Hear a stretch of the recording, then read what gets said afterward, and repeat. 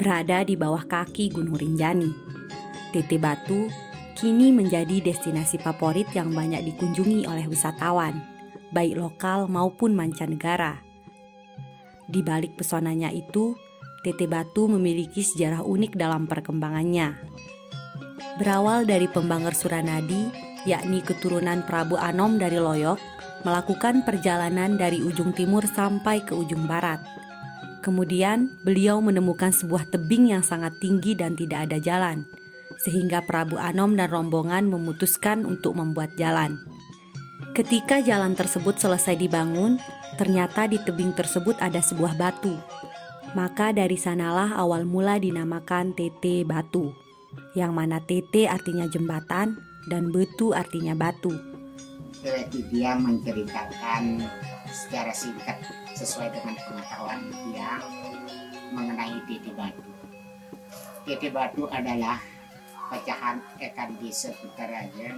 Semulanya desa Tete Batu ini amna kepala desa adalah Kutaraja. Setelah sekian lama jadi desa di Kutaraja karena perkembangan penduduk banyak dan luas wilayah, maka pecahlah menjadi desa Tete Batu. Tete Batu ini berasal dari kata tete yang terbuat dari batu. Dia terbuat dari batu ini alami, ya arah Tete Batu di bagian timur yang ditemukan oleh Pembangir utusan dari Loyok. Karena pada waktu itu si pusat pemerintahan Loyok lagu di nebut keparan desa karena apa? Marasi baru pemerintahan di naman mandiri Marak Utara. Tete Batu ini si mulai terkenal sampai luar negeri pada tahun 1913 setelah masuknya Raden Dr. Sujono di Tete Batu, utusan dari Belanda, dari Batavia. Tujuan awal kedatangan Dr. Raden Sujono di Tete Batu adalah untuk mengobati wabah penyakit yang melanda masyarakat pada saat itu. Karena keindahan alam Tete Batu yang menawan, sehingga Dr. Raden Sujono mengajak rekan-rekan beliau dari Belanda untuk menikmati suasana alam Tete Batu.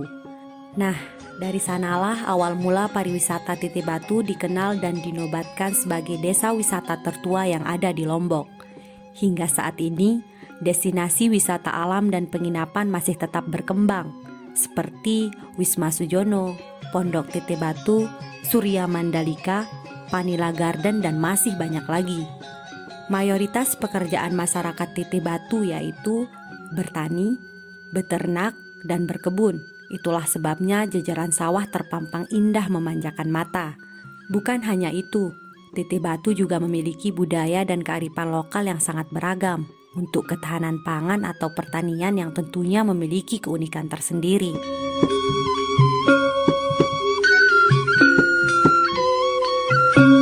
Sebelum melakukan aktivitas pertanian, masyarakat Tete Batu biasanya melakukan beberapa tahapan ritual.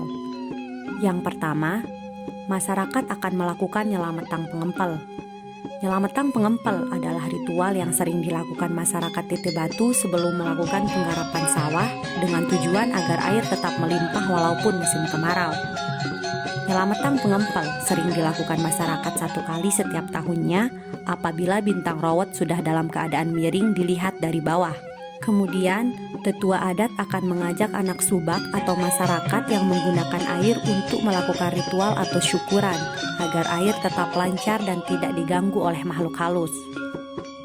Setelah ritual nyelametang pengempel, masyarakat kemudian akan melakukan nanjak nao atau nyenyawe.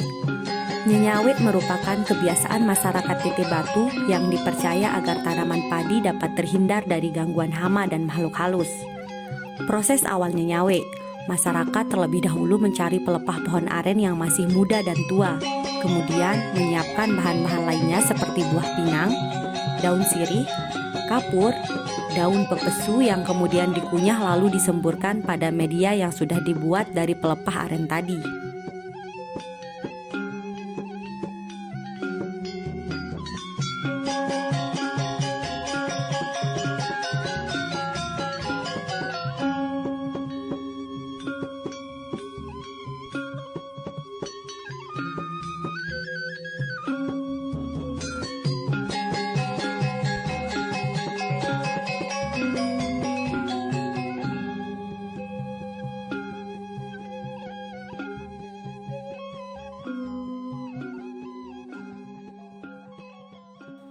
Setelah semua proses tersebut dilakukan, masyarakat kemudian membawa media tersebut ke sawah yang akan disawe.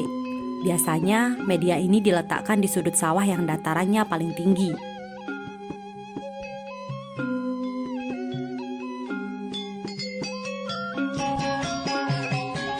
Kebiasaan terakhir setelah panen padi, masyarakat Teteh Batu biasanya akan memanfaatkan hasil pertanian tersebut untuk acara begawe. Akan tetapi, dalam proses ini masyarakat memiliki budaya yang sangat unik dalam prosesnya, yaitu rantok atau begegendong. Rantok atau begegendong adalah lesung panjang yang digunakan untuk acara adat begawe bele, yang digunakan untuk menumbuk padi supaya menjadi beras dan dimasak di acara tersebut. Penumbukan padi tidak dilakukan sembarangan, melainkan dengan menggunakan teknik-teknik yang akan menimbulkan irama khas sebagai hiburan masyarakat yang ikut berpartisipasi dalam acara begawe tersebut.